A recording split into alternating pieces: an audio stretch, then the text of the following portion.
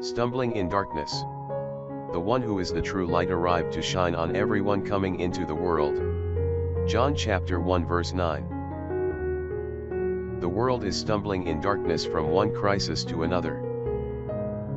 The crises are getting worse and worse, and are coming closer and closer to home. Inflation, population explosion, hunger, dominate vast areas of the world.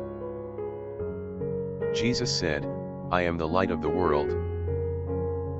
You follow me and give your life to me, and I'll take you out of the darkness of this world, out of this confusion, out of this mess that you're in, and I'll give you peace and joy. A light will burn in your heart and mind that you never had before. I will command the light to come on in your life." Prayer for the day. Your light shines in the darkest place and gives me hope, Lord Jesus.